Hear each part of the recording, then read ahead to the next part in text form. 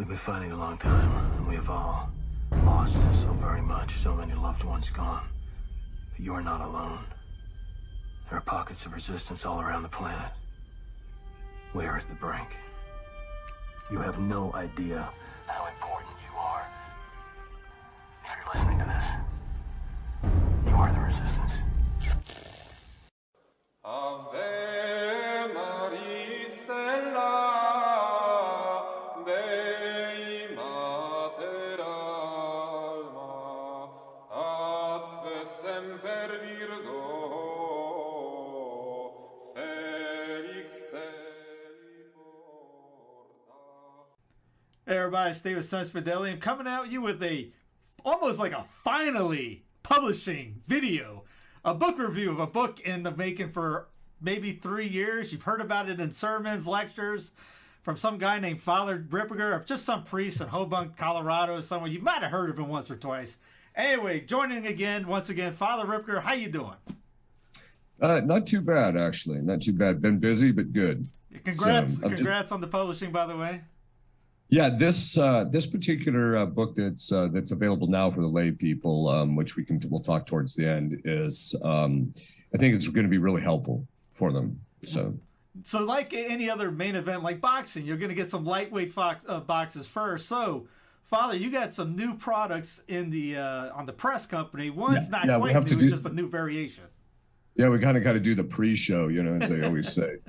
I'm the warm-up band for the. This is the warm-up band for the big. But anyway, so the first. Later.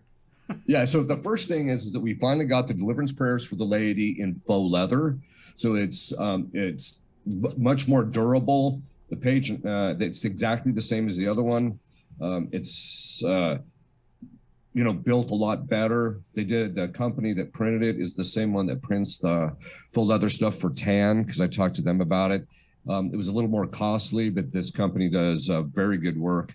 I was just telling you before we got on here that people might complain that this is the cost is $44.95, and the cost of printing this is 5 times it is for a regular paperback.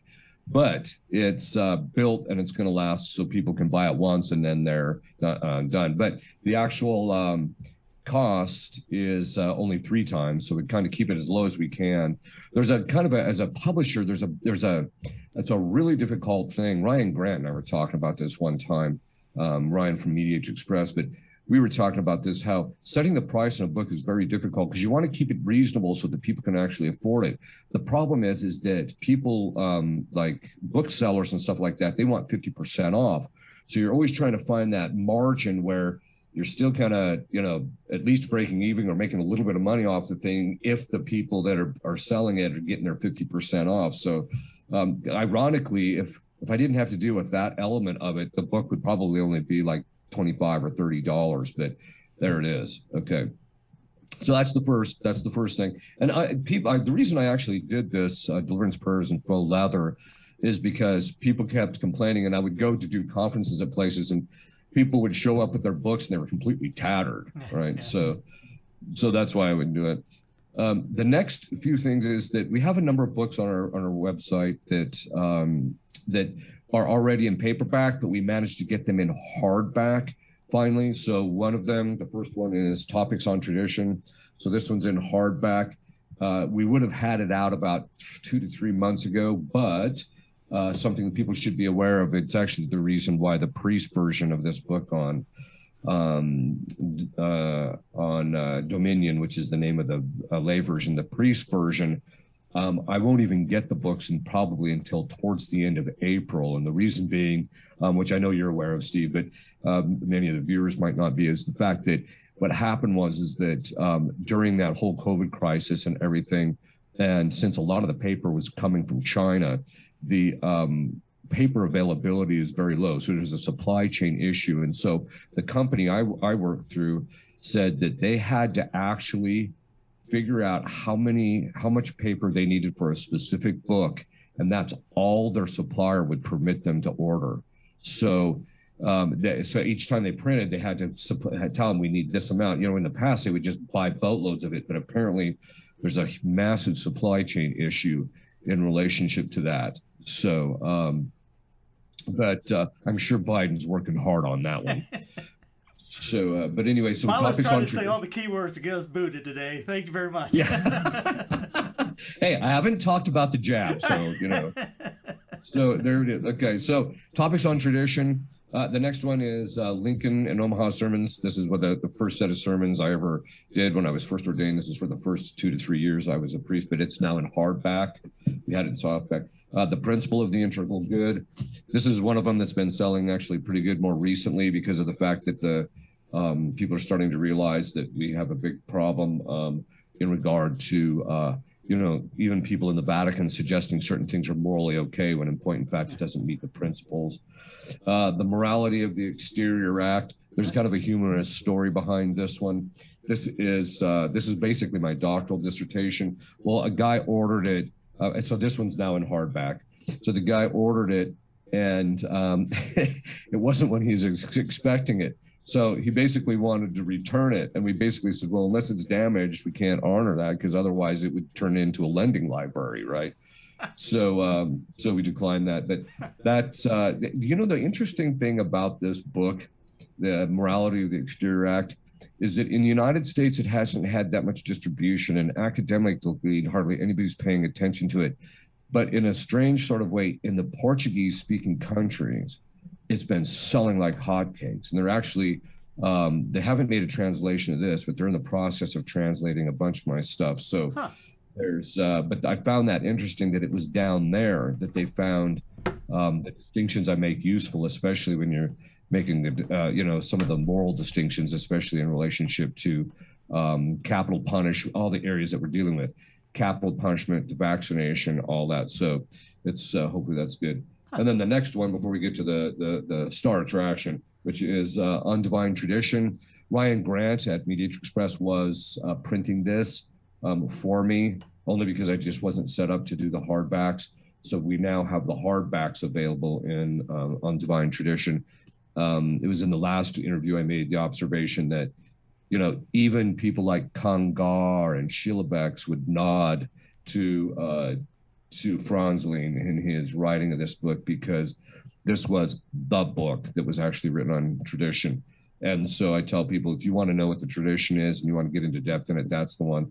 The other one is that there's it's the Tradition in the Church by Agius is basically a much simpler version of this, but this one gives you the depth that you really want to know, especially if you're going to study tradition. In fact, a lot of times when I hear guys starting to wax uneloquently about the tradition, I'll ask them, have you read this book? Well, if they haven't, I'm just like, then maybe it's time to sit down and be quiet, So, but anyway, so that's the initial stuff. That books we already had, but they're in different formats.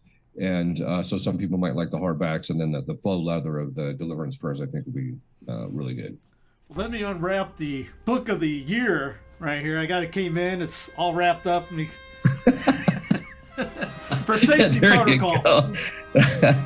We can't afford paper, so that's all I had. There you go. Yeah. A very small book. You can read it overnight, really. It's 565 pages. This, although, the reason I decided to write the book originally, well, there was two reasons that I decided I'm going to start writing on this. One is, for the longest time, having been an exorcist, they say in the ritual, they said that you should read the approved authors. Well, the difficulty with reading the approved authors is that they're smattered historically over about 400 or 500 years. And that doesn't include, bits and pieces from the fathers and stuff that you want to pick up.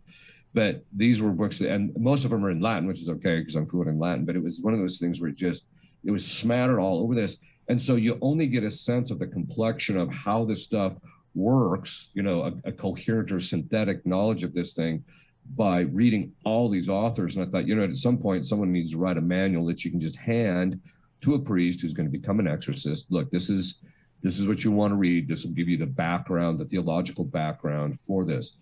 A lot of the priests that we do, in fact, I just came from a training for exorcists where I train other priests, and a lot of them basically complained that they didn't get anything in the seminary about demonology or any of that. And so I decided, I'm going to write this book for the priests, which should be out. We'll do another one for that. But, it'll probably be about right at the beginning of May before it's really available. But, and that's providing that we can get it shipped to our location, There's a story behind the first shipment, right?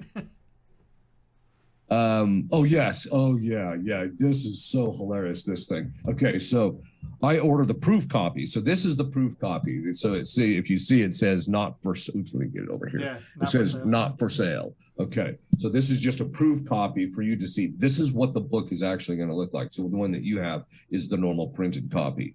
So when I first ordered it, first of all, because of the paper situation and because of HR difficulties, the suppliers are having a hard time getting the stuff out in a timely manner. In the past, when you would order a book, a proof copy, they would ship it within 2 days. You'd have it within a week, and then you could take a look at it. And if there's problems, you could make adjustments and then put it out. So, but not with this book. They told me it'd be 2 to 3 weeks before I would get it.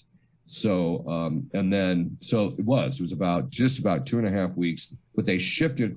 And then what happened is the book gets sent to the book gets sent to me. And then I get this text telling me from UPS that the book had been delivered. So I go, and where we live rurally in our society. And so I have to walk all the way around the house because you just never know where they're going to leave our packages, right? So I'm walking all around. It's not there. Usually when they say that and it's not there, it's at the post office. So the next day I stop in at the post office and they say, no, we never got it. So, because it's just a little dinky post office. So everybody knows each other. So they never got it. Then shortly after I talked to the post office, I get a text that said there's been a problem in the shipment. The package has been damaged. The contents have been discarded and the seller notified. So it almost sounds like, somebody dropped the thing, something happened, they took the contents out, threw it out, and then sent the thing back to the seller. I'm just like, this is from the you can't make it up file, right? So then I have to reorder the thing again, and then I get it about 10 days later. And then I was kind of sweating it because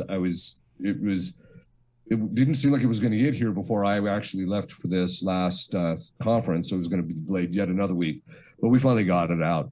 But the shipping on that is always, in fact, as an exorcist, I have to constantly be praying against them messing around with my deliveries because they'll ship it. I'll give you a perfect example. I ordered a set of books for our distribution center, and it used to be in one location. The person that ran it is in what used to live in one location, but moved to another location. And so had it sent to the location where the distribution is done. And that's when I clicked on Amazon and said, okay, this is where I want it to go. As soon as it ships, they notify me it's being sent to where the person lived before. That address is nowhere on. I call Amazon, the guy on the other side, I don't know how he got sent there because this guy's address is nowhere on here.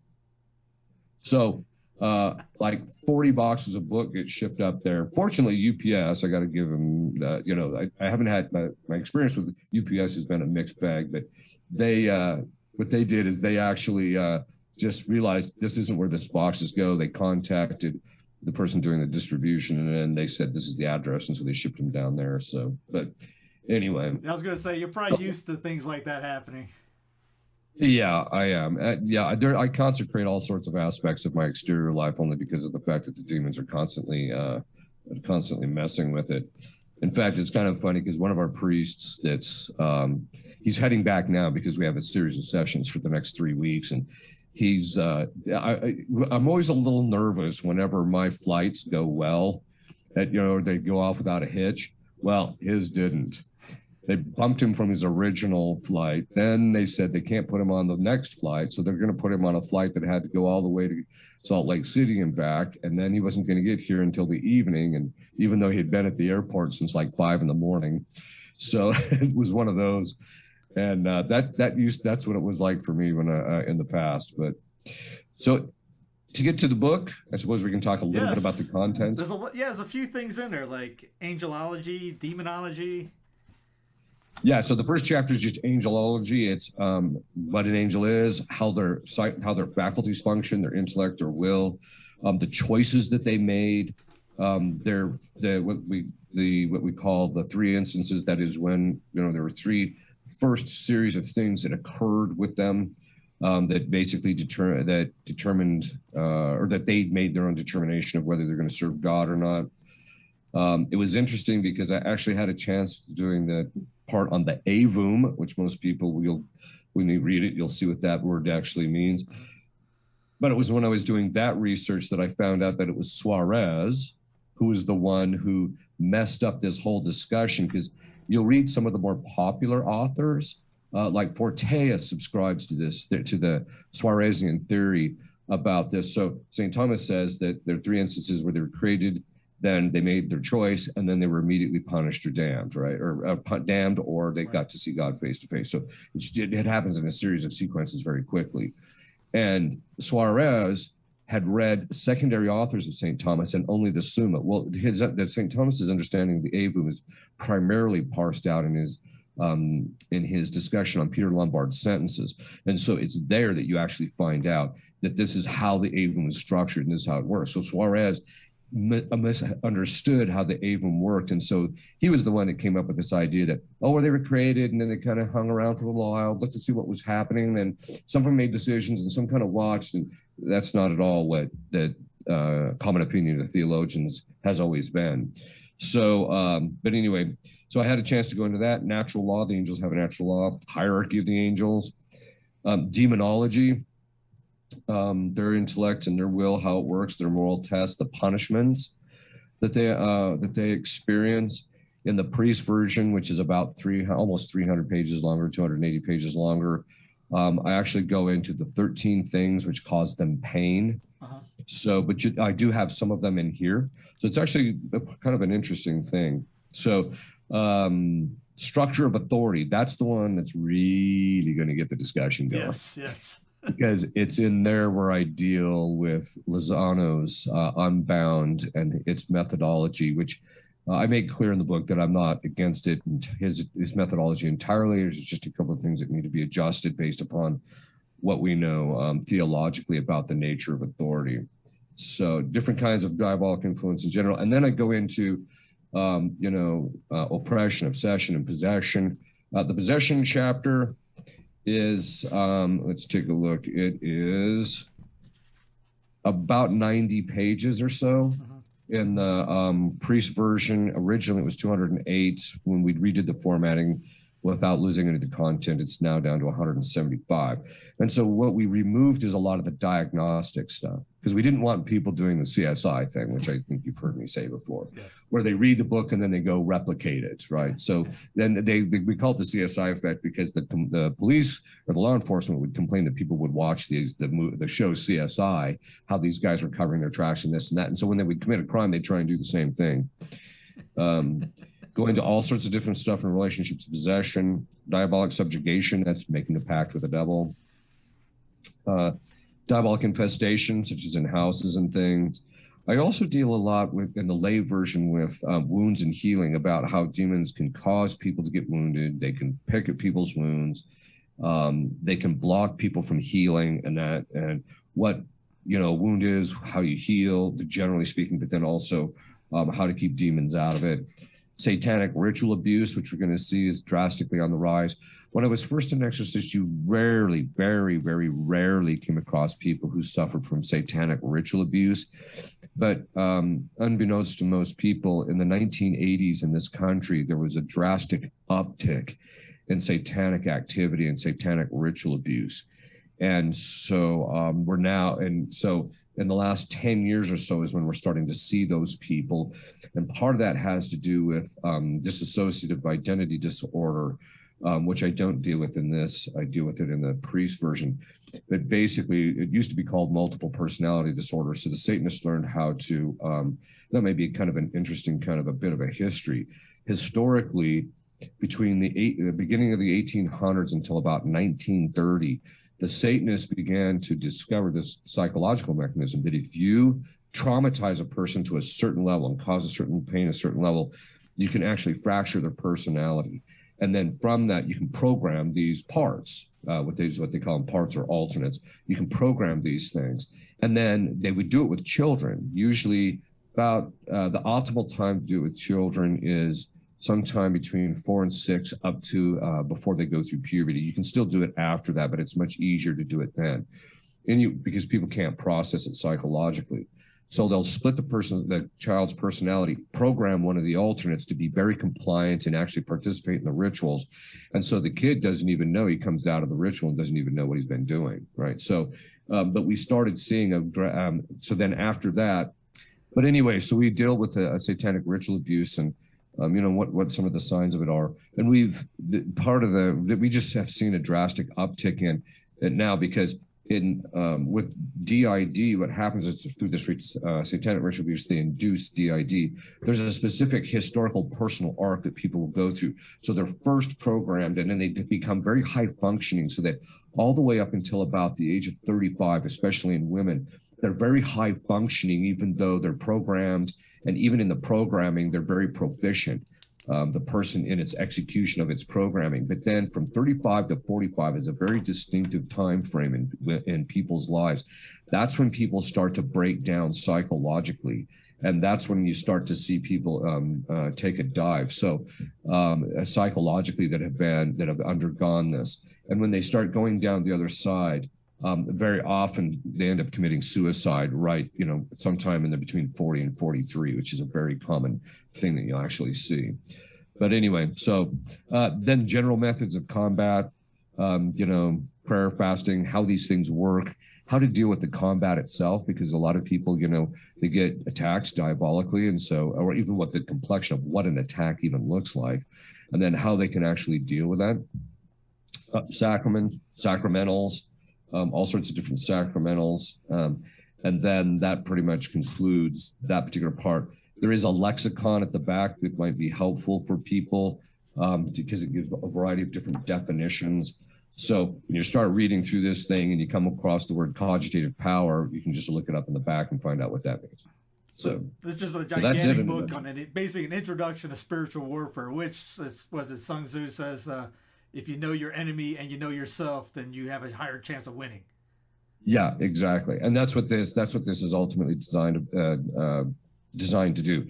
I did have a priest who complained to me at one point. This was over about a year ago before this even came out, that he didn't think it was good that all these people were putting out all these books on the diabolic influence because it was just causing trouble. So I started asking him questions, and basically it boiled down to the CSI effect, which I think was a legitimate complaint.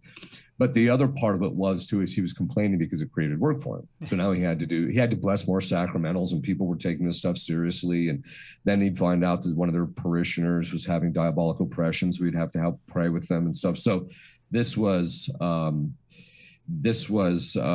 his complaint. So when I put this out, it's more doctrinal in the sense it gives you a structure and understanding of how this stuff works. There is some practical stuff towards the end where it says this is how you engage in it. So I tried to keep away from any sensationalism or anything like that.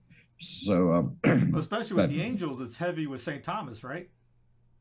Yeah, that important fact, really, if you look at the history of theology or angelology, that there were a few saints that had written about it up until then, but it was St. Thomas who finally did the final synthesis and got it all together. And then from that point on, pretty much everybody, except for a few of the Franciscans, pretty much everybody was Thomistic in their understanding of this. The other thing is it kind of comes out a little bit in this book. It's more so in the priest's book, but it comes out a little bit in this book. When I read, because I searched St. Thomas's entire corpus on these discussions, the topics of discussion, to see what he'd had to say. And when I got towards the end of researching him, I started to wonder if he hadn't himself done some exorcisms, because his understanding of the psychology of how demons think and function was extraordinarily accurate when compared to what my experience with them. And I thought, man, these things just line out almost perfectly. And so when you read his commentary on Peter Lombard's sentences, there's things that he says that you're just like, if you didn't have a lot of experience, you probably wouldn't have seen that and therefore written about it theologically. But he does get a lot to the psychology of how they function, which there is a lot of that in here. So it's something which I think would very much benefit the lay people to understand that, because if you know the psychology of how demons function, you also get a sense of how they attack and how you can repel them. Yeah, one of your series that a lot of priests talk about is the Wounds and Healing series. And Yeah. I saw that chapter and I'm going, I'm assuming, I haven't read it yet, is it's more in depth than the 4-part series that's on the channel right now or on your site. That is correct. It's also much. It's now one thing I should mention. This book is a quasi-academic book. I think your average layman, with a little bit of effort, can still read it and get through it without miss or not being able to follow what's being said. But it's the stuff on wounds and healing is a little bit more of an academic approach rather than just kind of a popular approach.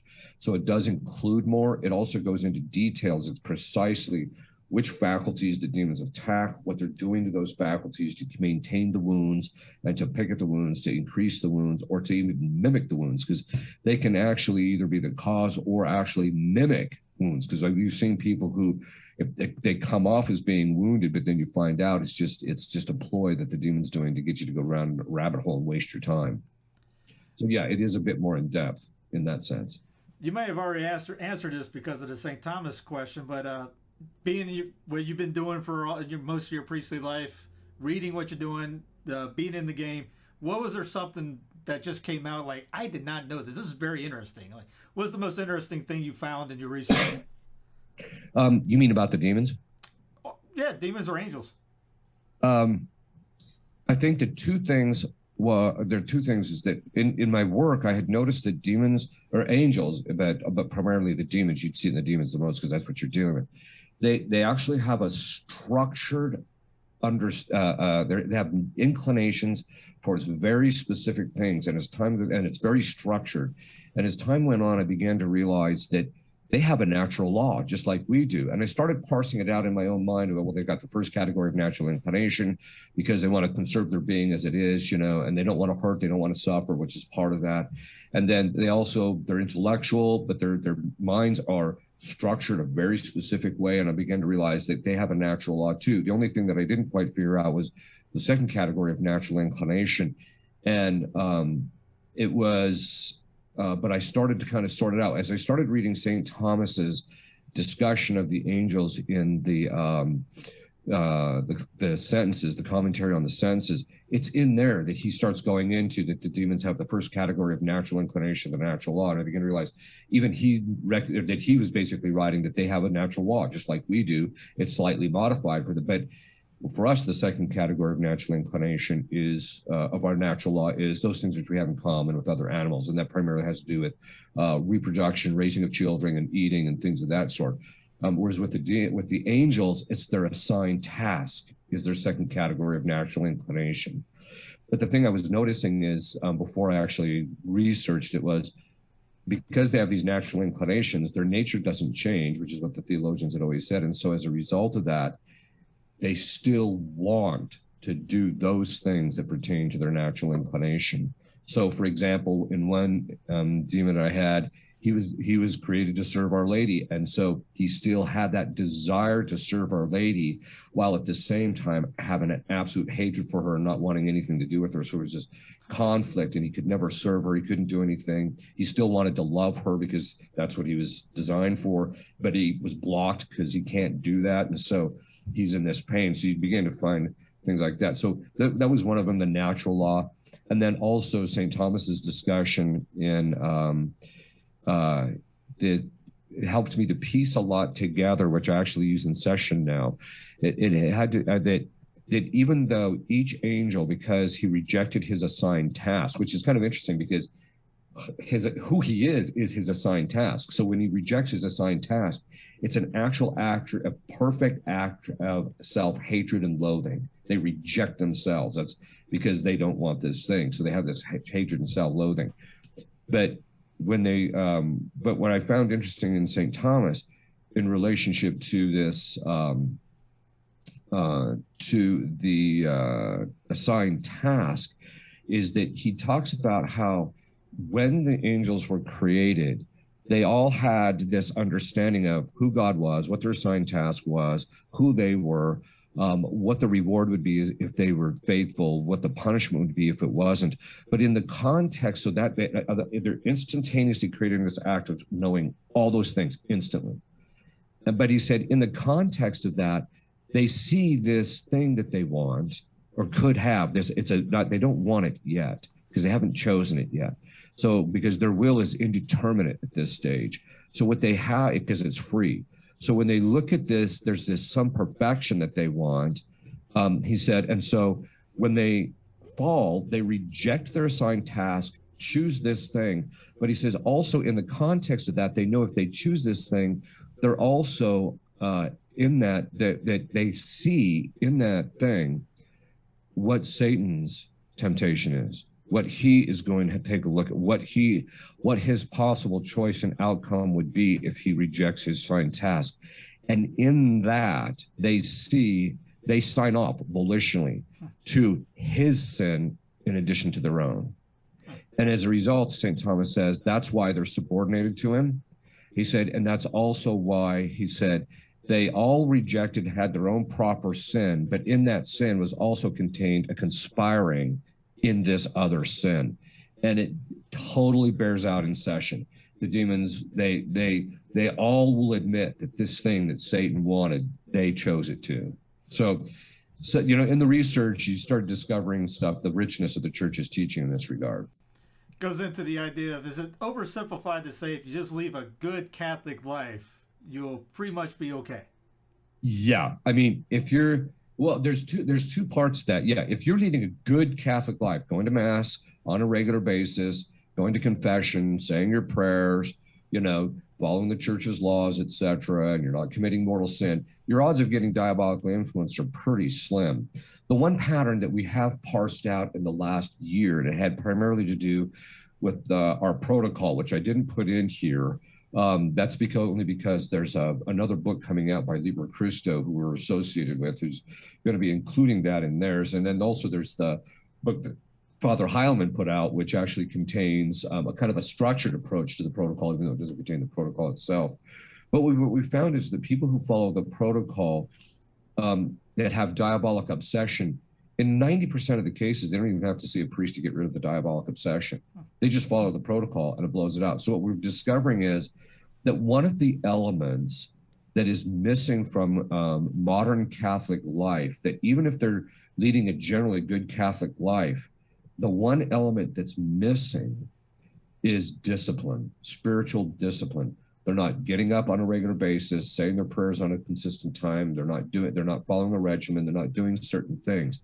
And so and they're not, fasting on regular intervals and things like that. And so as a result of that lack of discipline, that it seems to be the thing that the demons keep getting their foot in the door on. So if people become very disciplined in their spiritual life, and that's the thing that Father Heilman's book is kind of ordered towards, is getting people back to a discipline. If they lead a very disciplined life, then they're simply not going to have this problem. This is a key point because I think it's actually on Sensus Fidelium. There was a time where I made the observation in a homily that if you just followed all of the Catholic laws of what was required for a layman, then basically there was no virtue you did not develop. But that's actually not true now, because the disciplines have been so lax, and that those disciplines in the past that would develop the virtues that hinge upon discipline would have been developed. And I think that's one of the reasons why there was less attacking. And so I think that people, that's why I would encourage people to, like this Lent or what have you, follow the church's disciplines in the past, because that will give you that discipline in order to kind of climb out of any kind of a problem you have and keep you immune. We're also finding that people that do this discipline on a regular basis, especially our assistants who sit in on session, or our case manager who deals with a lot of this stuff with people, he follows the protocol very closely himself. And as a result of that, they just don't have the attacks. And that's why I'm a big Jocko fan, because he's always preaching discipline. Like, man, if we can get him talking Catholic, we got something right there. We have like a round table of all of us talking discipline and spiritual life. Bada bing. Yeah, and I think that even popular figures like that are starting to see that one of the fundamental problems is people just undisciplined. I mean, so for example, like Jordan Peterson, he says, well, if you want to get your life in order, well, the first thing is get out of bed and make your bed, which is just an elementary aspect of discipline. And so I think that people are seeing this, but the beauty of the protocol is that it provides people with the structure of what that discipline can actually look like. It's always so funny too, because people have diabolic obsession, and then we tell them, okay, we're going to put you on this protocol, and there's always one part that they always want to negotiate on, and it's the one thing that requires the most discipline, right? Well, do I have to do it at 6 a.m? Can I do it at like 7 or 8 when I get up? You're just like, nope, you get out of bed at 6, you know. So this is, and it's funny because, like I said, you put people on it. I just don't have to see a lot of these people because they get cleaned up. So, which is good. Yeah, I was just thinking back my personal training days. You tell people to do X, Y, Z when they don't see you to get to where they want, and they still will fight you with it. It happens on every level. Yes, exactly. Yeah. And and the other thing is too, is even with people who might even be going to daily mass, or they're going to confession regularly, or they might even be doing certain things on a somewhat regular basis, there's always an element of lack of discipline somewhere in their spiritual life. And that seems to be how the demons are getting their foot in the door. So on that, what is some simple idea that people can just start gaining building discipline to be able to get better in their spiritual life? Well, I'll mention the 4 essential elements. There's more to our protocol, but there's 4 essential elements that we tell people you have to do. You got to get up, and you have to at 6 o'clock in the morning, and you have to say the Angelus at 6, noon, and 6. You have to do it. And they're like, oh, well, but what if I'm eating? Then you stop and you say the Angelus. Well, what, you know, and it's like I said, well, can I say the Angelus at 8? No, it's got to be at 6. So it's doing that 6, noon, and 6. So there's a certain amount of discipline that's required in that. The second one is we have them do the auxilium Christianorum prayers 3 times a day. You don't have to do that to be a member, but we find that if people do that, again, it builds that consistent discipline. The one is media fasting, which is the big one. You know, stop cruising the internet, stop looking at your cell phone, stop doing all this stuff that's deteriorating your discipline and causing spiritual dissipation. I'm sorry. What'd you say? Yeah, exactly. Well, that's where people are at, right? I mean, it's just, so I tell people, look, you know, so we put them on media fasting, and that's also one that people really complain about.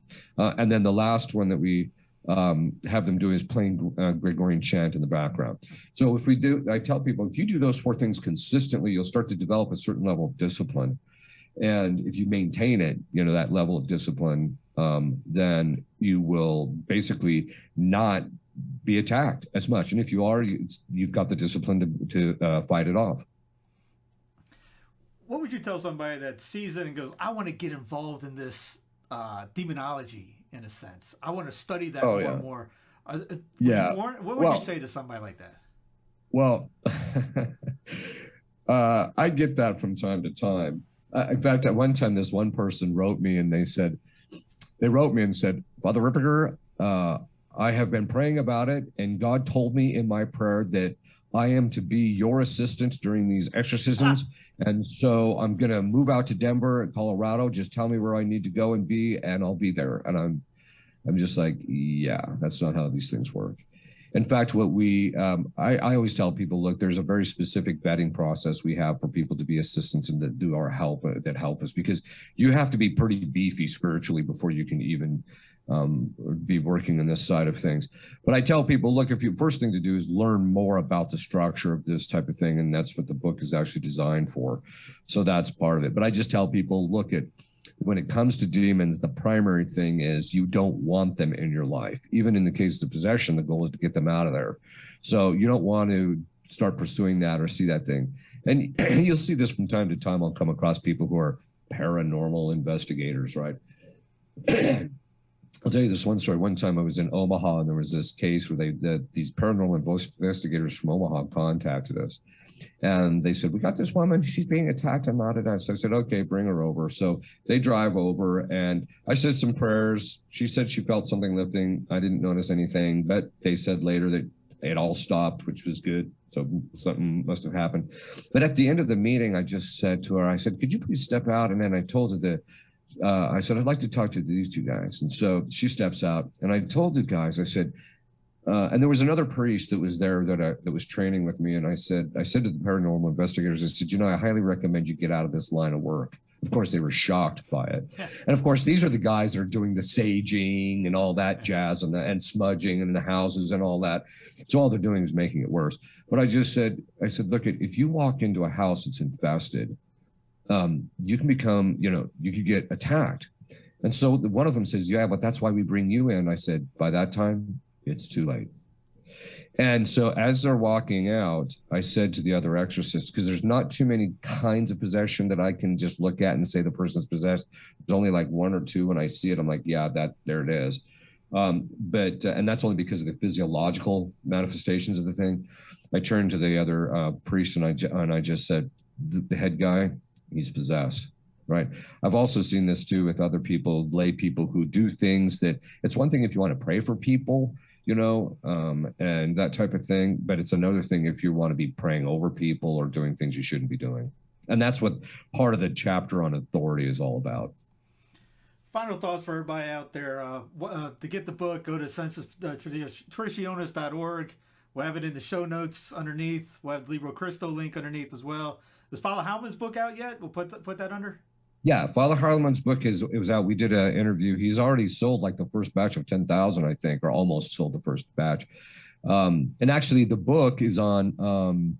It's actually on Sentrad Press, SENTRADPRESS.com, and so because it's actually not on my website. In fact, if you go to Sensus Traditionis, which is my website, it'll say books, and it'll actually take you to the Sentrad Press. So it's on it's on Sentrad Press. And we did order quite a bit of an inventory, so hopefully it won't get depleted too quickly. I knew that, and I still messed that up. Oh, that's okay. I do it all the time too. Father, appreciate it. Any final thoughts? No, I think that's it. I appreciate you letting me come on and talking about this. I think this is a book that people are really going to benefit from. It'll help to deepen their spiritual life and give them a better understanding of spiritual warfare. Sounds good. Before you go, as always, can we get a final blessing? Sure. Benedictio Dei omnipotentis, Patris et Filii et Spiritus Sancti, super vos et semper. Amen. Thank you, Padre.